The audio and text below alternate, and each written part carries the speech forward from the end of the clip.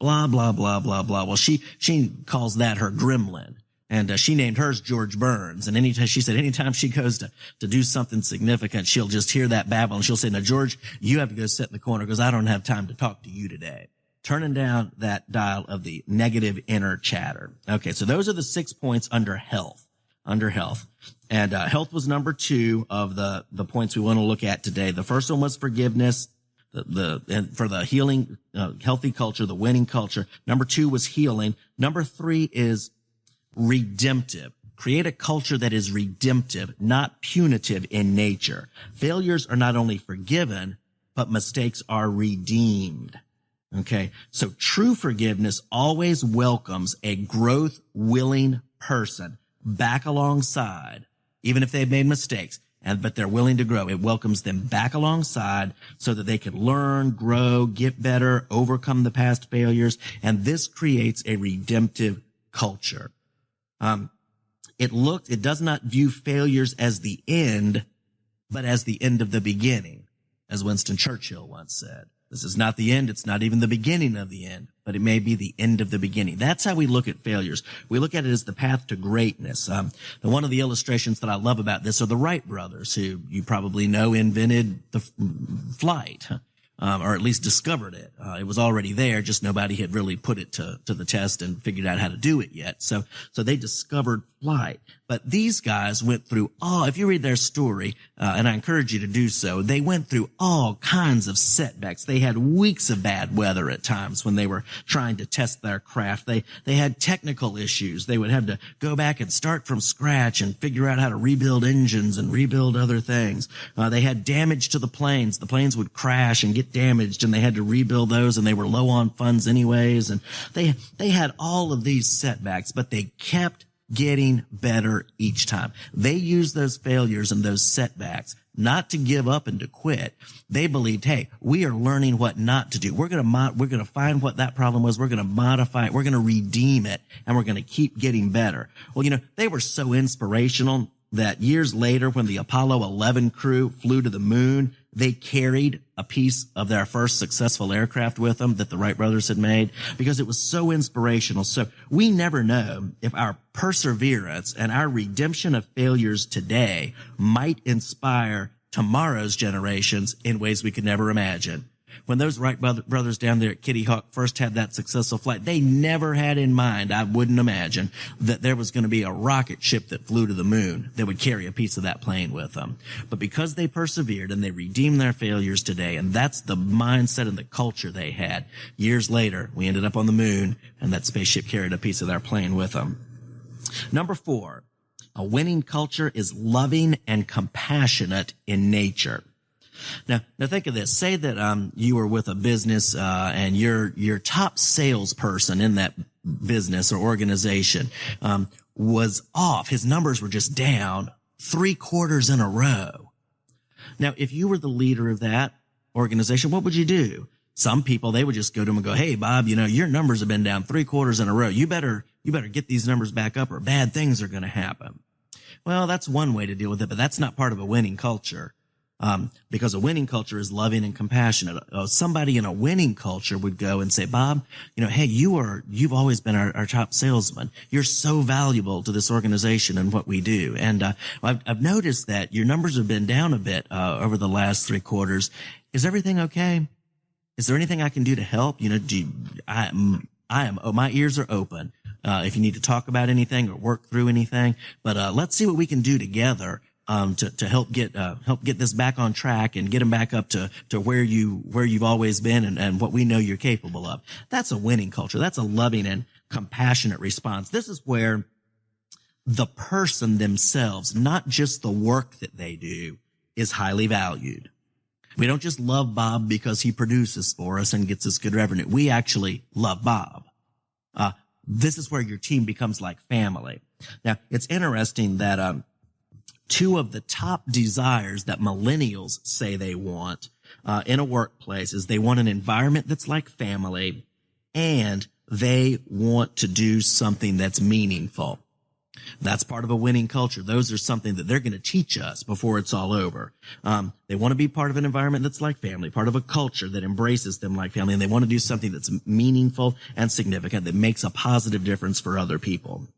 So sometimes just engaging in conversation with others, listening can tell somebody that we love them. And the way we listen can show that we're compassionate towards them. Just engaging with them in conversation and listening well. And having the right mannerisms, the right eye contact, the right tone in our voice can convey to people how much we care about them. Okay. Number 5, a winning culture is where good things are shared.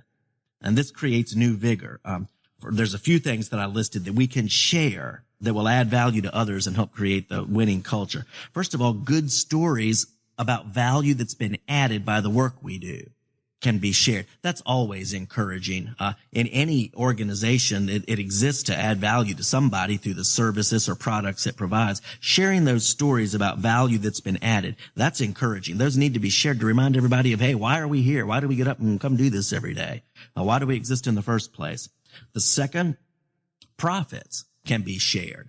There are some companies that engage in profit sharing, and it's very impressive, the results that they've got. Delta is one. Delta in 2017, Delta shared over $1.1 billion with people throughout its organization. Southwest Airlines, they believe in profit sharing too. They shared $586 million in 2017, which was even a higher percentage than Delta because it's a smaller company. And they also gave $351 million to their 401k plans. So sharing profits is another good thing to do. Also, sharing good things that colleagues have done. If somebody on your team does something great and you're a manager, a leader of that team, or even if you're a coworker, a colleague, point it out. Hey, wow, so-and-so did this really great thing the other day. They stayed and helped out on this project. They dealt with a difficult situation in an exceptional manner. Share anything good that can be shared about somebody. Look for the good and share it. Also share things that have been done that have led to our present good. Look back in the past and remember things that people have done, sacrifices they've made, ideas they've had, opportunities they've taken that have led up to our present condition, and share those things. And then also share good things that we're planning to do. Okay. What are we planning to do in the future, and how might that positively impact other people? And then lastly on this, share good things that others are doing. When you see other organizations, don't just be totally self-focused on your organization. Look at other things in the community that are being done that are positive, and share good things that other people are doing. Read their stories, share their stories, focus on the good, bring all this positive in. Okay, so that's my list for today. Now, I'm going to be back in a couple minutes, and we're going to make a few final applications. But right now, we're going to take a brief break, and I'll be right back.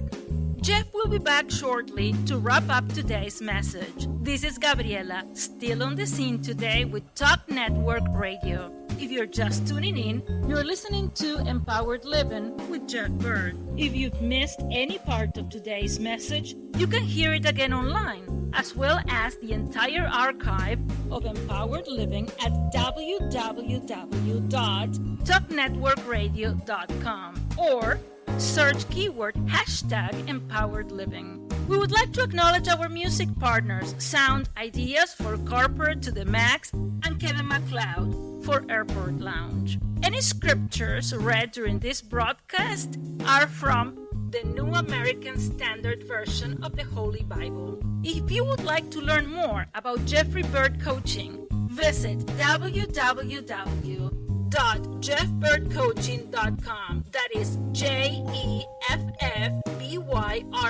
coaching.com. Do a Facebook search for @CoachingRocks or drop Jeff a line at jeff@jeffbyrdcoaching.com. Again, JEFFBYRD coaching.com. Let Jeff's Coaching Rocks be the building blocks of your empowered success. Now, let's go back to Jeff for the rest of today's message.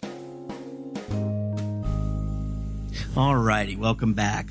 So I've got a few applications for you today on these topics that we've talked about creating the winning culture.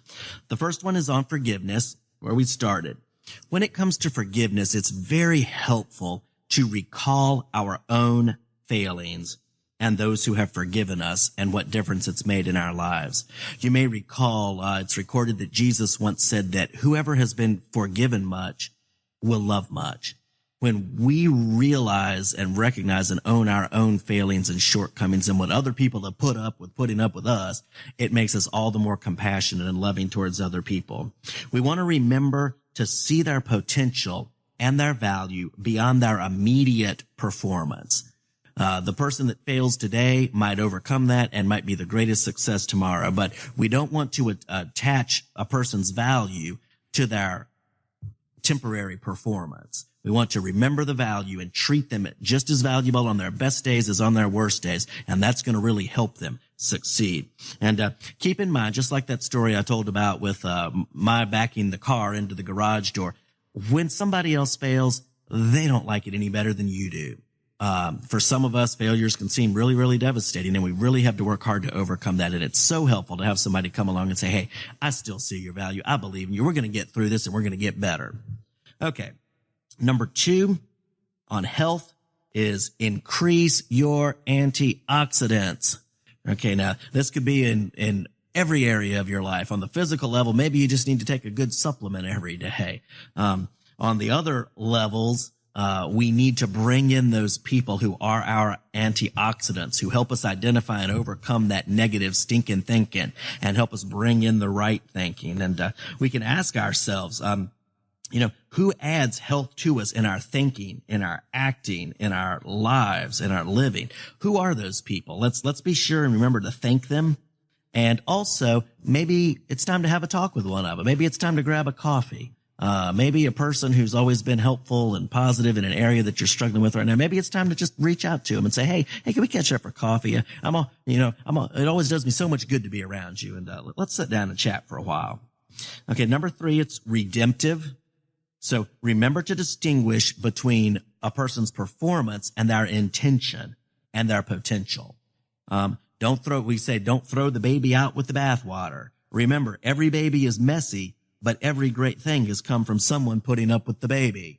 Where would we be if we threw our babies out with the bathwater? So we want to be sure and distinguish that rightly. And also you can ask, who shows signs of greatness but could use some help? Think of the Wright brothers. Boy, they had the greatness, they had the drive, they had the passion, they had the vision, and they needed help. They needed help from some other engineers, from some mechanics, they needed backers so they could keep doing it. Who can you help who shows signs of greatness and needs that extra little push to get down the road to their potential? Number 4 is being loving and compassionate. And on this, truly care for people, not just the job they do. Yes, the job is absolutely important, and we want people who do it well, but value the people more than just the job. Make sure you find people who are gifted in the areas that need to be developed, but also care for those people beyond those abilities and beyond that development. And remember, when it comes to communicating with people, only 7% of our communication is in what we say. 38% of how we communicate is in how we say it. And 55% are in our mannerisms, our body language. So remember, it's not just what you're saying. That's only 7% of communication is about what you say. The rest is how you say it and the way you say it. So remember that. And then keep in mind, if you're a manager or department head, if you have people who report to you, keep in mind this quote by Patrick Lencioni that says, people will walk through fire for a leader that's true and human. Just remember that when we're creating cultures, and even if you're not the leader in any culture that you're a part of, just remember that, to be true and human in everything you do. Number 5, sharing good things. I gave you a list just a minute ago, but remember what has happened good in your life and your organization lately that you can share? Who has handled something difficult and done a very good job at it that you can praise? What are we planning that will be good for others? What positive difference are others around us making? Let's recognize it and let's let them know, hey, I heard y'all did that over there. Even if it's not your organization, I heard y'all did this great thing. And that's so awesome. So proud to know you. So those are the takeaways for today. I hope that this has been as encouraging to you as it has been for me to share it on creating a winning culture. So I hope that you're part of one, and I hope that wherever you're at, that you're helping it grow. So that's all for today. Thank you so much for tuning in. This is Jeff Byrd with Jeffrey Byrd Coaching. We'll see you next time.